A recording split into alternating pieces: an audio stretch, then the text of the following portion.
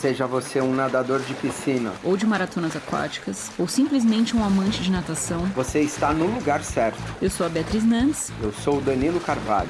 E esse é o Swimcast, o primeiro podcast de natação e maratonas aquáticas do Brasil. Feito com nadadores, treinadores e pessoas que não vivem sem natação.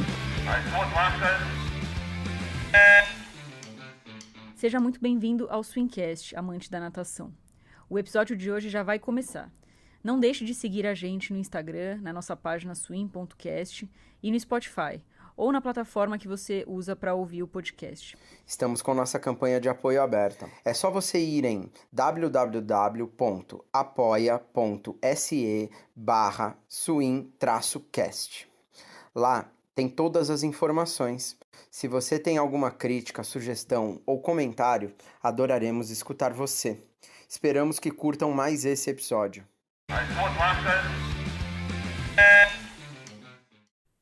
Olá, ouvintes da Swimcast. Esse é mais um episódio do nosso podcast voltado para natação e maratonas aquáticas. Hoje a gente vai falar com um empresário da natação e um membro de uma família aí que tem uma história enorme com os esportes aquáticos do Brasil. O sobrenome dele já virou sinônimo de natação para muita gente, provavelmente para muitos dos nossos ouvintes. Estou falando do André Fiore. André, muito obrigada por conversar com a gente hoje. Obrigado você, Bia. Obrigado, Danilo. É uma grande honra, um prazer poder estar conversando com vocês hoje. Show. Legal. Obrigado. Bom, eu como nadadora aí de categoria de base, né, já nadei o campeonato com o nome do pai do André, né, o Campeonato Paulista de Petis, que tinha o nome Oswaldo Fiore. Já comprei muita coisa da Fiore. E então já vi muita coisa da Fiore também, né? Então, quando eu digo que a marca é sinônimo de natação, é por isso. É uma marca aí que tem uma história super legal, que é um dos assuntos que a gente vai tratar hoje. E também a gente vai aproveitar esse episódio para divulgar uma parceria que a gente está fazendo com o André, né? Com a Fiore, que deixou eu e o Danilo super felizes, em que a gente vai divulgar um cupom de desconto para os nossos ouvintes. Então, você que estiver ouvindo esse podcast, você que gosta da gente e quer comprar alguma coisa da Fiore, entra lá no site, usa o cupom SWIMCAST, já está válido. A gente está muito feliz, né? A primeira parceria que a gente faz aí com 6 meses de podcast. Espero que vocês curtam. E se tiverem qualquer dúvida, é só entrar em contato com o pessoal lá. E espero que vocês gostem disso tanto quanto nós gostamos. Então, André, falei muito aqui na minha introdução dessa vez, porque tínhamos essa novidade super legal. Mas eu queria que você começasse contando pra gente como começa a história da sua família com a natação, né, ou com os esportes aquáticos. Legal, Bia. Então, tudo começou com o meu pai, né? O meu pai meu pai morava na zona norte de São Paulo, sempre na zona norte de São Paulo, e por muito tempo ele frequentou o Corinthians, né? E ele, assim, nadava no Rio Tietê, na época que o Rio Tietê ainda era limpo, né? E ele nadava no Rio Tietê e foi descoberto por um técnico do Corinthians que olhava esse pessoalzinho que nadava no rio, o pai levava para dentro do clube para poder nadar. Então, meu pai começou a fazer natação no Corinthians, isso meados dos anos 40, né? Aí ele começou a nadar no Corinthians, nadou um tempão. Depois ele acabou evoluindo na natação, e naquela época o Tietê também tinha uma natação forte, e ele, por morar um pouco mais perto do Tietê do que do Corinthians, ele acabou indo para o Tietê. E lá ele descobriu um novo talento, que era os saltos ornamentais, né? Então ele largou a natação, até porque a natação é um esporte bem mais competitivo, né? Ele largou a natação e acabou indo para os saltos. E no saltos ele fez os melhores resultados da vida dele. Chegou a ser campeão sul-americano, foi para o Pan-Americano do México, se não me engano, em 1960 e alguma coisa. Enfim, ele acabou tendo mais sucesso como esportista, né, nos saltos ornamentais.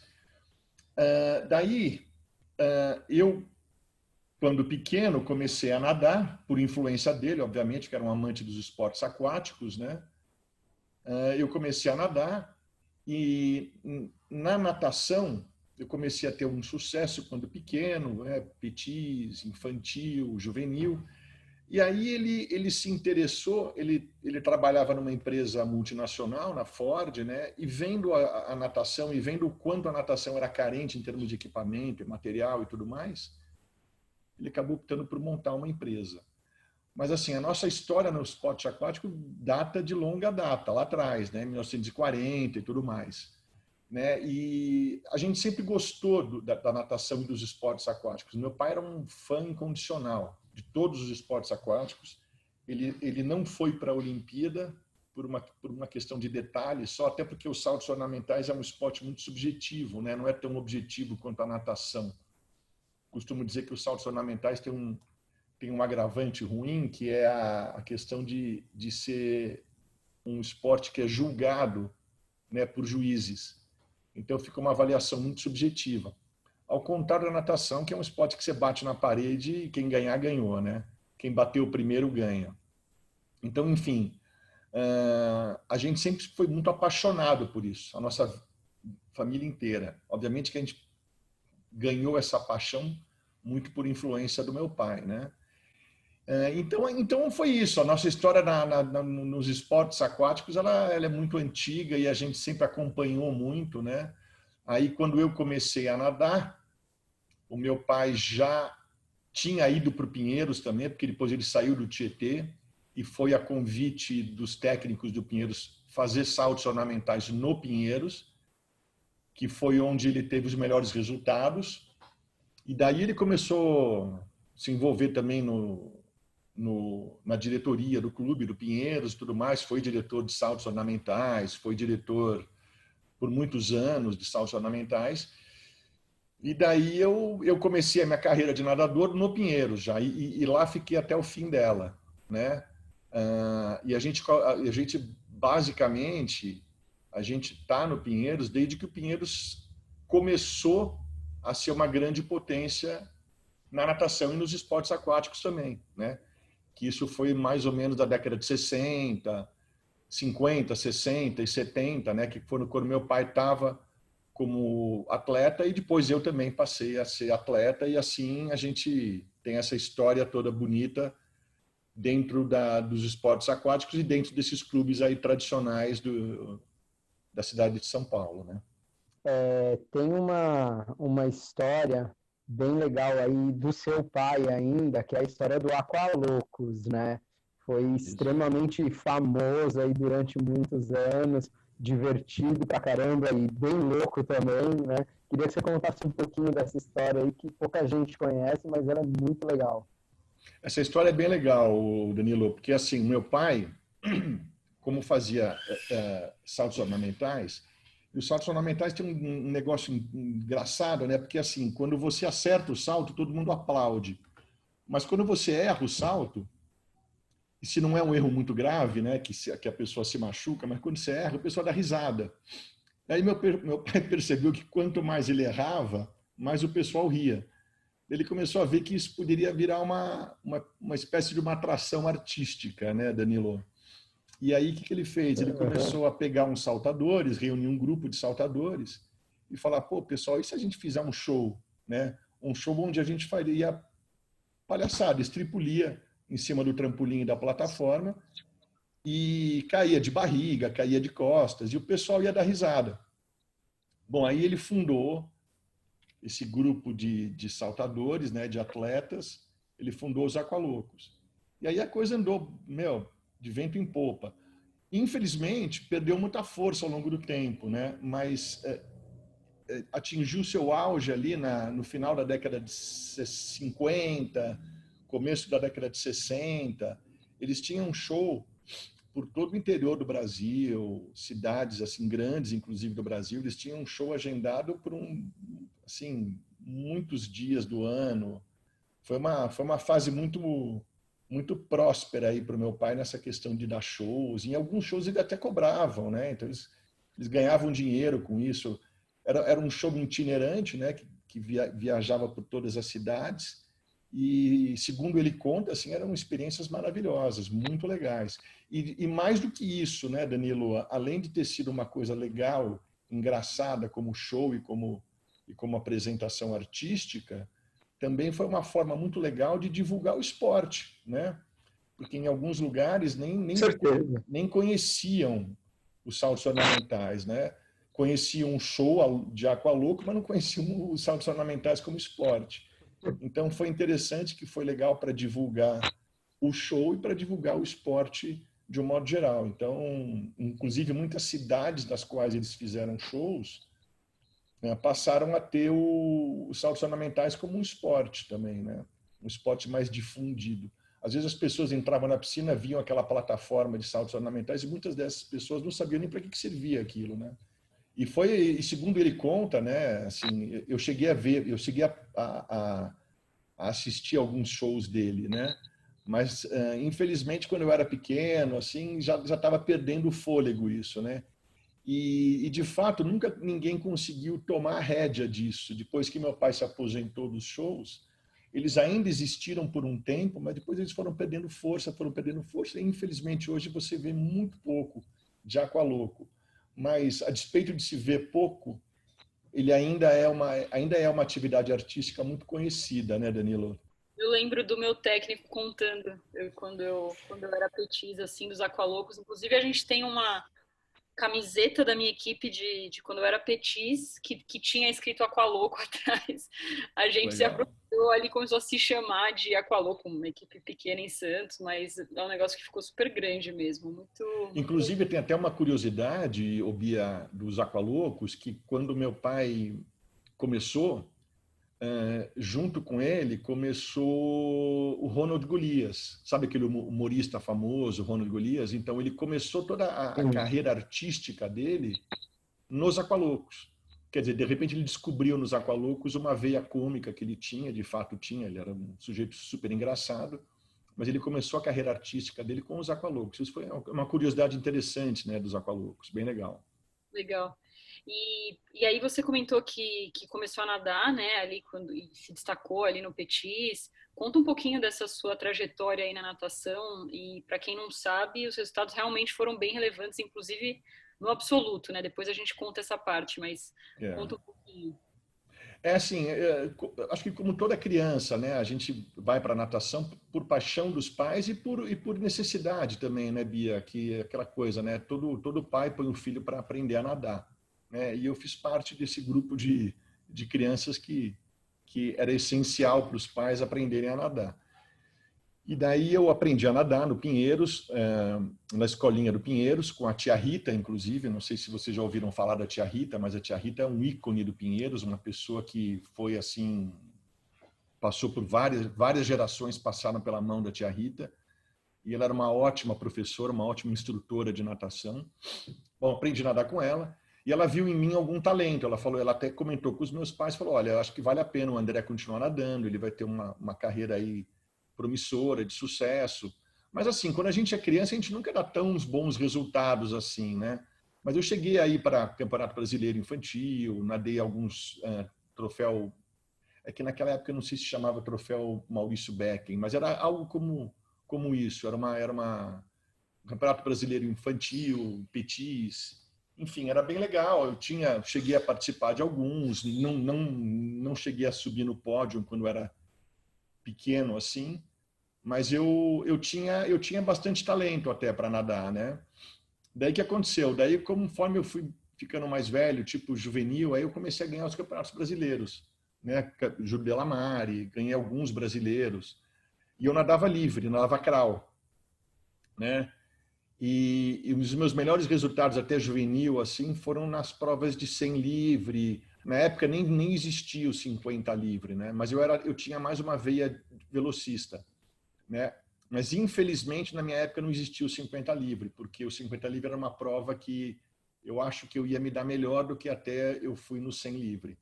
Enfim, daí eu nadava dava esses resultados legais, Campeonato Brasileiro, fui para campeonato mundial estudantil na França, fiz uns resultados legais assim, fiquei em terceiro lugar na França, enfim, estava nadando legal.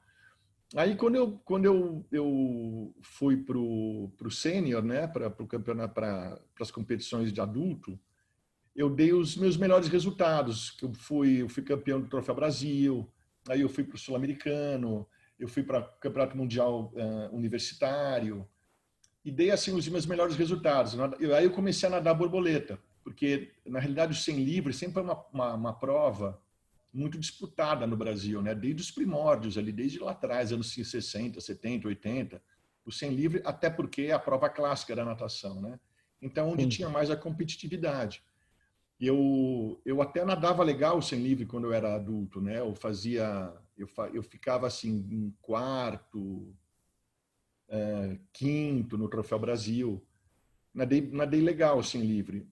E depois eu parti para o 100 borboleta, onde eu consegui ganhar o Troféu Brasil, né? E ter os meus melhores resultados. E de fato, assim, tive uma carreira muito legal na natação, né? O que me fez, assim, tomar e assim ganhar paixão pela natação cada vez mais, né? Porque quando você pratica o esporte, quando você começa a dar resultado, a sua paixão aumenta, né? Pelo esporte. Quer dizer, o esporte já é uma coisa muito legal por natureza. E suscita na gente aquele espírito competitivo, aquela vontade de ganhar, aquela vontade de vencer e aquela adrenalina que o esporte dá, né? Então a gente acaba meio que ficando viciado um pouco nessa adrenalina, é interessante, né? Então foi uma aula mesmo que eu tive como esportista, né? Uma aula de vida.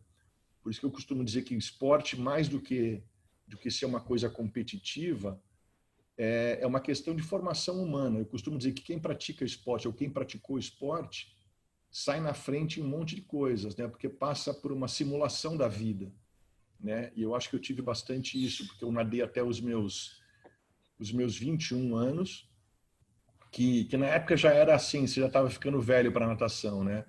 Hoje diferentemente, graças a Deus, isso é bem diferente. Os nadadores hoje têm uma carreira muito mais longeva, o que eu acho muito legal, porque eu acho que a natação tem que ter isso mesmo, o cara tem que se perpetuar o máximo que ele puder nadando. A natação dá mais condições hoje de você ser um cara mais longevo na natação, mas eu, infelizmente, acabei me aposentando com 21 anos. Né? Eu acho que eu ainda tinha muito gás para queimar, muita coisa para fazer ainda pela natação, mas aquela coisa, você acaba optando pela parte profissional e aí a vida toda muda, né? Mas eu acho que eu Estudo, tive né, também. estudo e tudo mais. E eu tive o privilégio de ter feito a natação em alto rendimento, né, em alto nível. Participei de campeonatos mundiais, isso que é muito legal, porque você acaba vendo gente de altíssimo nível nadando do teu lado. Isso é um privilégio para poucos e é uma lição de vida, né? E a coisa de aquele negócio, a formação, esporte é a formação humana, né, Danilo? É aquela coisa de aprender a ganhar, aprender a perder, aprender a ter resiliência, aprender a conviver com as frustrações, né? Porque o esporte você mais se frustra do que tem sucesso, né? Eu costumo dizer que se você pegar o maior campeão da história da natação, que foi o Michael Phelps, com certeza ele mais perdeu do que ganhou. Então, e isso é uma história para todo mundo, né? Não é diferente para nenhum outro atleta. Então, é uma história de mais derrotas do que vitórias, mas no fundo isso te dá muito, muito ensinamento, né? Muita lição de vida. E a gente sabe ali atrás que você também teve treinadores bem renomados ali, você treinou com alguns caras que todo mundo aí praticamente da natação até hoje conhecem e tem gente que está nativa ainda, né?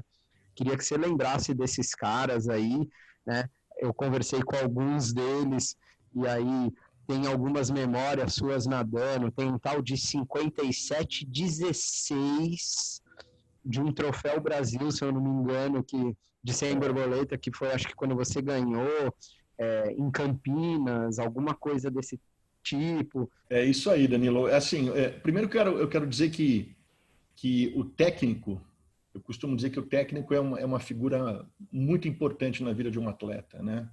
Quem teve bons técnicos certamente nunca os esquecerá, né? E eu, graças a Deus, tive bons técnicos, pessoas com as quais eu tenho uma relação ótima até hoje, tenho uma admiração muito grande até hoje, mais do que isso até, Danilo. Eu costumo dizer que eles foram até segundos pais para mim, né? E de fato porque você convive muitas vezes com o seu técnico, quando você é atleta de alto rendimento, você convive mais com o seu técnico do que com seus pais. né? Então, eles têm um papel fundamental na formação, não só do atleta, mas do ser humano, né, Danilo? Eu costumo dizer que o técnico ele tem um papel muito, muito, muito importante. E eu tive muita sorte de ter tido grandes técnicos, né?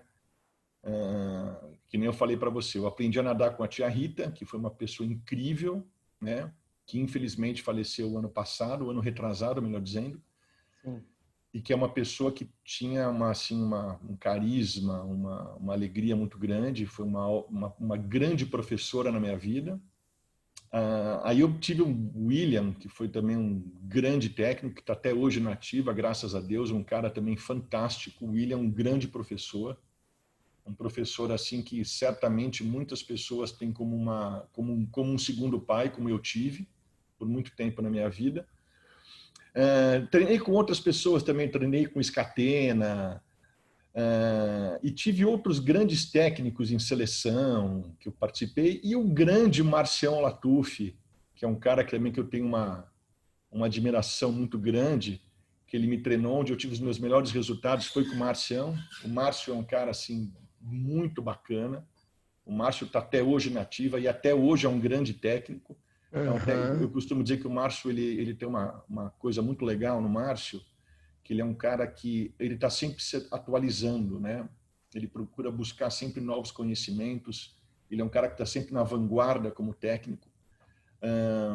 Fez a natação do Unisanta ser o que ela é hoje, né? Ele foi um dos mentores daquela natação, quem construiu a natação do Unisanta. Eu acho que ele tem grande mérito nisso. E foi também um grande professor que eu tive na minha vida. Um cara que mostrou, assim, eu costumo dizer, né, Danilo, que o técnico ele mostra algumas coisas escondidas dentro de você para você mesmo, né? Ele mostra o teu potencial, ele faz você acreditar em você. E o Marcelo tem muito essa característica. Ele é um cara energético, né? Ele até hoje tem energia. O Marcelo parece um menino. Parece um menino. E é engraçado, o Marcelo é um cara de idade, não sei, ele deve ter mais de 60 anos, eu imagino. Ou se não tiver mais de 60, está próximo disso. E é um cara que tem uma energia de menino, né? E ele sempre teve essa energia. Ele foi sempre assim. O Marcelo, desde que eu conheço ele, acho que ele nunca mudou. E ele é um cara que transmite isso muito bem para os atletas dele, né? Tanto que ele tem no currículo dele, assim, grandes atletas que passaram pelas mãos dele. Eu nem vou citar nomes aqui, porque são inúmeros e de grande qualidade, né? Isso porque o Márcio é um cara de grande qualidade, é um grande técnico que tenho muita admiração, e ele foi um paizão para mim também, um grande professor, um grande ensinador. E na realidade, nesse Troféu Brasil do 57-17, ele foi meu técnico, e quando eu nadei a eliminatória, eu classifiquei, se não me engano, em quarto. Não, desculpa, não classifiquei em quarto, não, eu classifiquei em sexto na prova. E ele falou, porra, André, cara, nada a tua prova que dá para você ganhar essa prova, cara. Eu falei, porra, Marcelo, ganhar essa prova?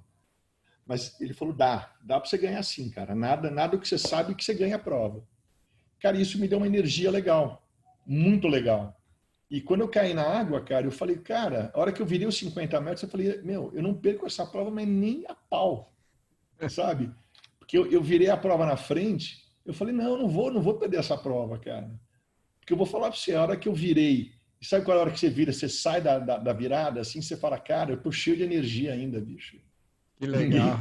Ninguém ganha essa prova de mim. Para o cara ganhar de mim, ele vai ter que estar muito bem. E, de fato, eu consegui ganhar a prova, inclusive, bem até. E foi muito legal, cara, porque foi a primeira vez que eu senti mesmo aquela coisa de acreditar em você, sabe? Aquela coisa que... De uma prova que eu não tinha a menor tradição nessa prova. Eu falei, cara, sem borboleta, né? Sei lá, nunca tinha tido nenhum resultado expressivo no sem borboleta. Eu tinha mal feito o índice para o Troféu Brasil, né? Mas aí eu consegui um resultado tão expressivo como esse e acho que muito se deve mesmo ao técnico nessa hora, né, Danilo? Acho que ele tem um papel preponderante. Ele me falou que lembrava dessa prova, eu conversei com ele, e falou, cara, ele ganhou lá na Raia 2, acho, um negócio assim, né? E quem lembrou do tempo foi Alexandre Indiani. O Indiani também foi amigão da época, ele nadava comigo, né? no Pinheiros também, a gente nadou por muito tempo junto.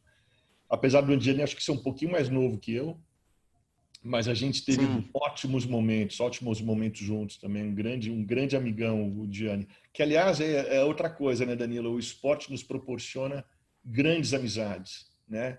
Eu tenho grandes amigos até hoje, e eu diria até por ser mais, Danilo, os meus melhores amigos hoje de vida são amigos que eu fiz na minha trajetória esportiva. E são as pessoas com as quais eu mais tenho fidelidade, melhor convivo, que eu tenho mais alegria de estar junto, porque a gente passou, eu costumo dizer, principalmente o nadador, viu, Danilo? O nadador é aquele cara que passa por mais perrengue junto, né? E isso fortalece muito a amizade. Né? Sabe aquela coisa de você estar na água fria? E naquela época não tinha piscina aquecida, a gente andava no inverno em água fria mesmo. A coisa é natação raiz, né? E naquela época isso fortalecia muito a amizade entre a gente, né? Porque a gente estava naqueles momentos difíceis, né? Aqueles momentos bem complicados, onde você não tem aquela coisa de você não tem aconchego nenhum, né? Então o aconchego que você tem naquele momento é estar do lado de alguém que está passando pelo mesmo perrengue que você, né? Então isso fortalece muito a amizade entre as pessoas. Uma das pessoas que estava nessa prova que ficou em segundo foi o Marcos Mattioli, né? Que já era na época medalhista olímpico, né? Então acho que isso é um resultado bem legal, né? Claro que não era a principal prova dele, mas sempre legal ganhar de um medalhista olímpico, né? Acho que é um... Não, e tinha outro medalhista olímpico na prova, viu, Bia? Só um detalhe dessa prova, tinha o Ciro Delgado também nessa mesma série. O Ciro Delgado, se não me engano, ficou em quarto, eu acho.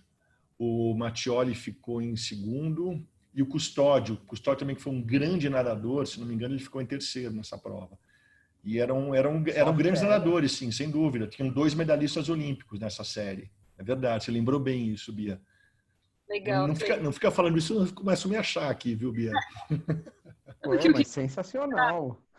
O que eu queria te perguntar sobre isso, assim, você, né, por trabalhar com natação até hoje, você acompanha como são as competições hoje e viveu isso naquela época como nadador, né? Então, por exemplo, naquela época dava para a pessoa escapar. Isso eu estou vendo numa matéria do coach que ele conta sobre essa prova. Inclusive, no Sem Borboleta aconteceu isso, né? Foi na segunda saída. Então, primeiro eu acho que alguém queimou, aí todo mundo voltou. Isso é algo que eu cheguei a ver, nunca cheguei a competir assim. Outra coisa que o Cassiano Leal contou pra gente no episódio, não tinha o placar. Então, para você ver o tempo, você tinha que sair e lá ver qual foi o tempo, né? Então, ele conta da classificação olímpica dele, que foi assim. Conta um pouco, assim, para o pessoal mais novo entender o que mudou, né, daquela época para agora, porque é o mesmo esporte, é o mesmo amor, mas as coisas eram bem diferentes, né? Sem dúvida, Bia. A natação evoluiu muito, graças a Deus, né? Como todo esporte evolui muito, né? E essa coisa de queimar a saída era meio que uma estratégia. Primeiro que você estava muito tenso, né? Aquele momento da saída, da largada na natação, é um momento tenso. E essa coisa de você poder queimar aliviava muito a tensão, né? E obviamente quando você vai se habituando a queimar para poder aliviar a tensão, você acaba também se aproveitando um pouco disso como nadador. Você ganhava aqueles centésimos ou décimos de segundo por, às vezes, sair exatamente no tiro. Porque você meio que se jogava, porque você sabia que se você queimasse, você ia ter uma segunda chance, e até uma terceira chance, né? Porque você podia queimar 2 vezes naquela época. Então, isso era claro, você acaba podendo queimar, você acaba tentando se aproveitar disso de alguma forma, né? Para poder sair meio que em cima do tiro, né? Obviamente que se você saísse muito à frente do tiro, o juiz considerava como prova, como queimada e parava a prova. Mas se você não saísse muito em cima do tiro, ele considerava válido, mesmo que você estivesse se mexendo antes do tiro, né? Então ele considerava isso válido. Isso tanto acontecia, Bia, que eu, por exemplo, estava assistindo coincidentemente hoje a final olímpica do 100 borboleta da Olimpíada de Seul, né? E nessa prova, o Michael Gross, aquele alemão, não sei se vocês lembram desse nadador, mas ele era um alemão que chamava Albatroz, o apelido dele até. Ele queimou na prova, ele queimou na saída, ele queimou na largada. Ele fez a primeira saída falsa, daí a prova foi interrompida e eles voltaram e deram uma segunda saída. Então isso acontecia, isso era natural. Todos os nadadores dessa época, dos anos 80 principalmente, eles tinham esse hábito de queimar bastante. E eu não era diferente. Até porque eu tinha essa coisa mesmo de querer realmente relaxar, né? Tirar um pouquinho da tensão da prova, dando essa queimada. Graças a Deus isso mudou. Eu acho que isso foi uma mudança muito positiva na natação, né? Porque essa coisa de queimar era só para atrasar. E muita gente fazia isso mesmo para atrasar a prova. Isso era péssimo, né? Para o andar da competição, isso era péssimo. Então, essa mudança foi muito positiva na natação. Tornou a natação mais profissional, até eu acho, né? No sentido de ser um evento mais sério, né? Então, isso foi muito positivo. E na questão da cronometragem, também é a mesma coisa, Bia. Isso a gente fez parte daquela geração que viveu os primeiros momentos, né, da natação, vamos dizer, eletrônica, da era eletrônica da natação, onde a gente tinha as placas de toque, né? Então, por exemplo, eu estava vendo também hoje, coincidentemente, um programa, uma reportagem do YouTube que dizia exatamente isso, como começou a Ômega, né? A Ômega, na realidade, ela começou com essa coisa da natação e se envolver na natação depois das Olimpíadas de 60, né? Na prova de 100 livre. Eu não sei se vocês sabem dessa história também, mas que foi coincidentemente a prova que o Manuel dos Santos, brasileiro, ficou em terceiro, mas o primeiro e segundo lugar houve um empate que por muito tempo ficou meio que no obscuro, que não sabia se quem ganhou a prova, né? Daí deram a medalha para o australiano e depois mudaram essa medalha para o americano. Quer dizer, foi uma confusão nessa prova de 100 livre entre o primeiro e o segundo lugar. Não em relação ao terceiro. O Manuel foi terceiro, isso estava sem dúvida, mas a questão do primeiro e segundo lugar foi uma dúvida que pairou por muitos anos. E depois disso, a Ômega resolveu realmente entrar na natação, com a tecnologia da cronometragem, que ela já tinha, se não me engano, no atletismo, essa tecnologia, e começou a migrar para a natação, para poder realmente tornar o esporte mais sério e mais competitivo, né? E isso foi muito legal, porque daí eu já vivi a época da natação com as placas de toque, tudo direitinho, né? Como ela é hoje. O que não tinha ainda são aqueles placares, os scoreboards, na realidade, né? Aquilo que você vê o tempo direto. Em alguns eventos tinham, outros não. Estava muito incipiente, muito começando ainda, né? Eu lembro que uma das primeiras piscinas que eu vi isso, e que, se não me engano, era um placar ômega, foi na piscina do Júlio Delamare, lá no Rio de Janeiro, né? Do Maracanã. Era uma piscina super moderna. E, se não me engano, acho que em 79 ou 78 já existia esse placar eletrônico da Ômega. Então era uma coisa bem na vanguarda, bem moderna para a natação no nível nacional, né? Então, assim, foi muito legal e foi o começo. E depois a gente tinha alguns placares eletrônicos, mas que nem você falou, que o Cassiano tinha comentado, que era coisa assim, puta, você batia a mão, não sabia quem tinha ganho, daí você ia lá na mesa organizadora e via que tempo que você fez, queria saber e tudo mais. Então era uma coisa bem complicada. E fora os paus que dava nos placares, né? Às vezes dava pau e ia para a cronometragem manual. Isso tinha bastante, né? Mas foi muito legal, porque a natação passou a ser muito mais competitiva e a gente tinha já a noção dessa coisa de, pô, ganhei por 1/10, 1/100, 2/100. Então era muito legal. Tinha uma disputa muito grande, né? E com isso, acho que a cronometragem eletrônica passou a natação passou a evoluir muito também, né, Bia? Assim, os fundamentos de largada, de saída, de virada e de chegada, principalmente, passaram a ter muito mais valor, né? Porque assim, era de fato quem não é quem parecia que chegou na frente, era quem chegou na frente que ganhava, né? E antes do placar eletrônico não, era quem parecia que chegou é que ganhou, mas não era bem assim, né?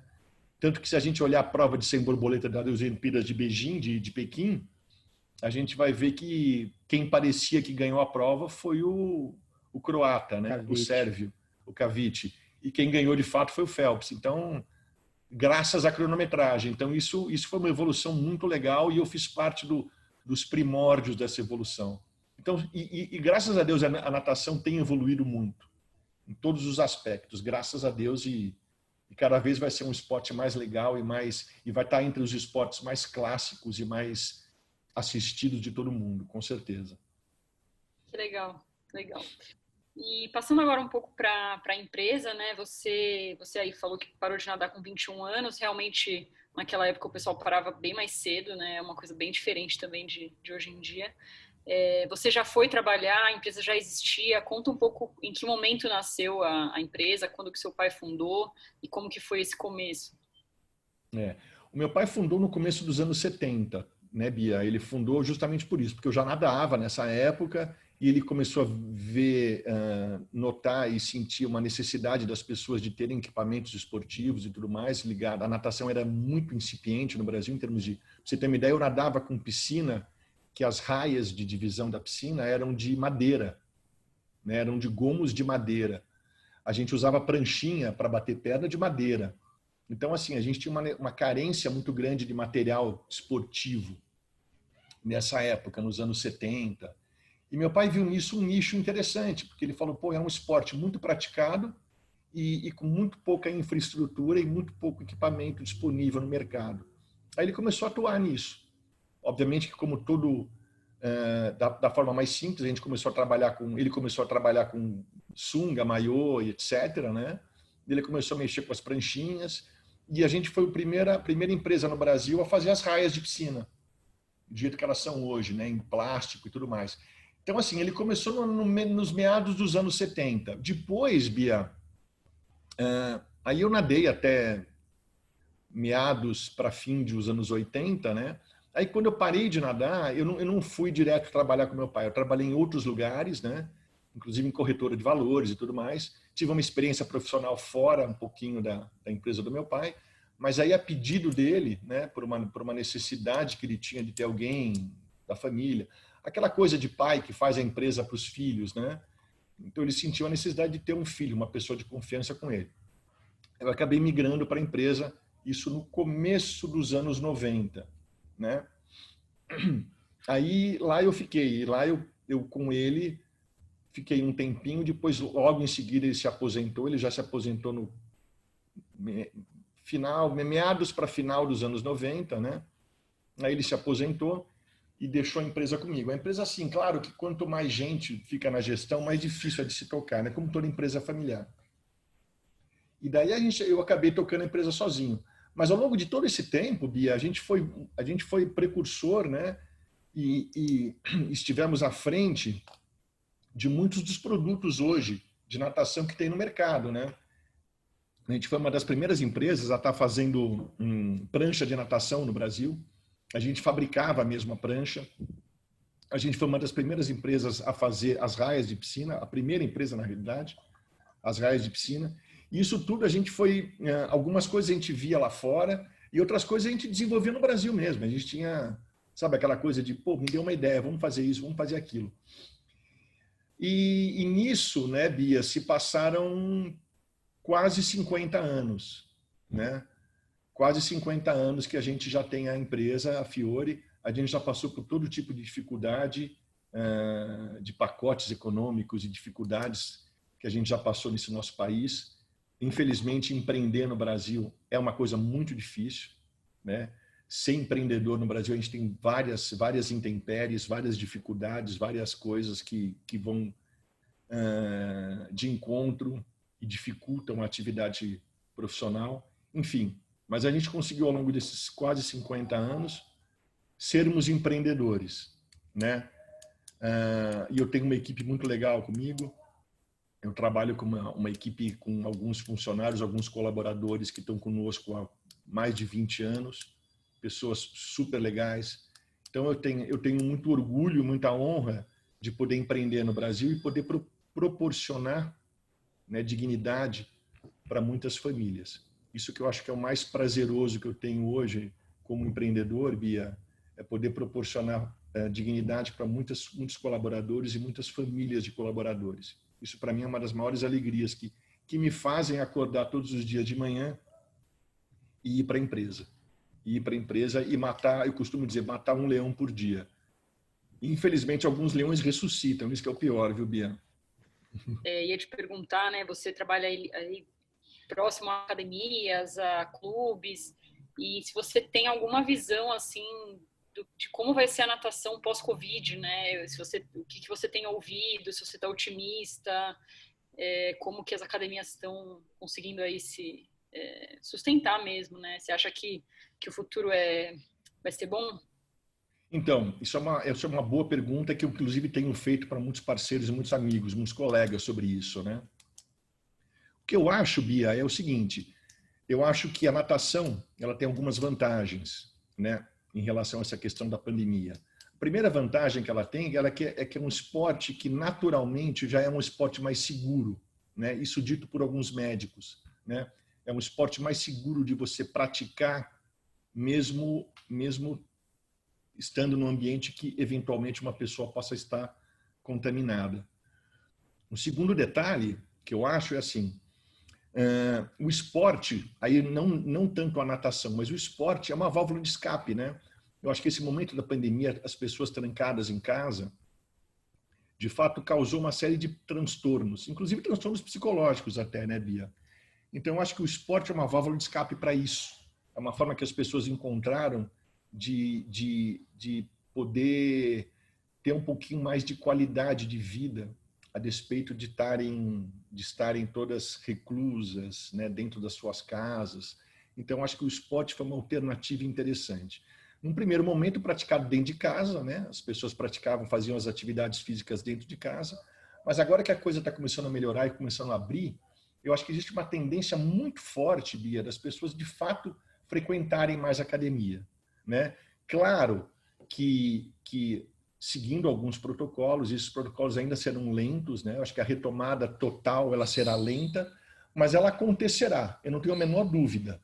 Quem tem a atividade profissional ligada ao esporte retomará muito mais rápido. A economia crescerá muito mais rápido nessas atividades ligadas ao esporte. Tenho certeza disso, Bia, porque de fato o esporte e eu percebi muito isso na pandemia, ele é essencial para a vida humana, né? Quem não tem atividade física, quem não tem esporte, de fato sente muito mais esses baques, né, do dia a dia. Eu concordo com isso da importância do esporte, assim. Teve um momento da pandemia que eu pensei nisso, cara, eu troco tudo que eu tenho por uma piscina, porque como faz falta, né? Assim, você ter um lugar para nadar e assim que eu arranjei um lugar eu já voltei, né? Porque faz muita falta mesmo, assim, a parte da saúde mental, realmente o esporte é imbatível, eu acho, né? E, então, tomara, né, que as academias consigam se manter, porque acho que vai ter gente que vai acabar ficando no meio do caminho, isso que é o mais triste, né? Então, torcer e tentar ajudar, né, como a gente puder aí a economia voltar a girar, né? Tenho pensado muito nisso, assim, como a gente pode ajudar os pequenos negócios, as empresas, né, a continuarem existindo, né? Eu até queria aproveitar isso, Bia, e dizer que a gente, como empresa e como parceiro de várias academias e clubes, a gente vai tentar o máximo que a gente puder a continuar a ser parceiro desses clientes nossos, né? Sejam academias ou clubes ou etc. Porque muitos deles são negócios pequenos, de grandes empreendedores, né? De empresas familiares e tudo mais. E o que a gente puder fazer em termos de esticar prazo de pagamento, de muitas vezes consignar produto, enfim, a gente vai estar ajudando, sim, porque a gente quer mais do que ninguém nessa hora, né, Bia? Acho que todo mundo tem que se dar as mãos, né? Um dar as mãos aos outros e de alguma forma a gente poder se ajudar nessa hora, porque não existe e isso vai sumir, eu acho que da sociedade, Bia, que é aquela parceria do ganha-perde, né?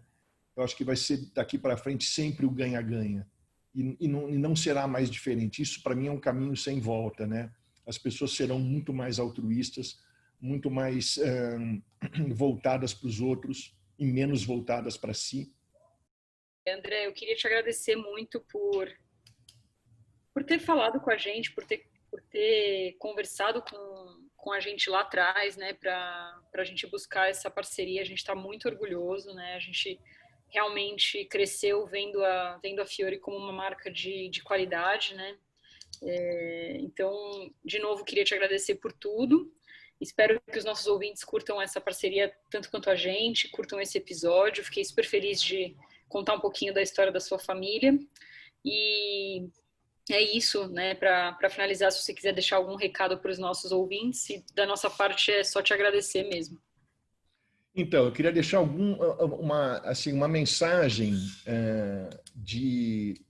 primeiro de energia, né? Eu queria dizer para todo mundo aí que esse momento de pandemia é um momento difícil, mas que a gente tem que estar com um pensamento positivo, né? Assim, tentando passar esse aspecto positivo da vida, né? Esse altruísmo, essa mensagem positiva, essa alegria de viver cada vez mais para as pessoas, porque eu tenho notado que tem muita gente muito temerosa ainda, com muito medo, com muita insegurança de estar saindo na rua e tudo mais, e esse é o lado ruim do medo, porque o medo muitas vezes paralisa, né? Então eu queria passar uma mensagem positiva para as pessoas de que tudo isso vai passar e que a gente vai, se Deus quiser, sair melhor e mais forte disso tudo. Dizer que também que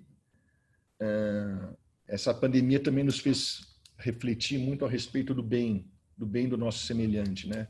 Aquela frase clássica de Platão que dizia que buscar o bem do nosso semelhante, a gente acaba encontrando o nosso próprio bem. Então isso com certeza vai ficar em voga cada vez mais nesse futuro. E também dizer, Bia e Danilo, que eu queria parabenizar vocês pela Swimcast, né, pelo trabalho que vocês fazem. Eu conheci vocês através da Swimcast, né, o que foi um grande prazer conhecê-los. Dizer que vocês fazem um trabalho fantástico. Pessoas como vocês têm um papel fundamental e preponderante para o crescimento do esporte no Brasil, né? Vocês fazem parte desse grupo de idealistas, amantes do esporte e que fazem bem feito a coisa. Então, eu queria dar os parabéns a vocês pelo trabalho fantástico que vocês fazem.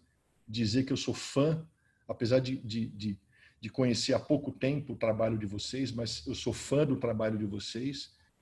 Dizer que vocês podem contar comigo para o que vocês precisarem, para divulgar o esporte, para ajudar o esporte. Vocês podem contar comigo com tudo. E eu espero que a nossa parceria, que a gente está firmando, que ela se perpetue por muitos e muitos anos. Porque para mim está sendo muito positivo e está sendo uma grande honra. Parabéns a vocês.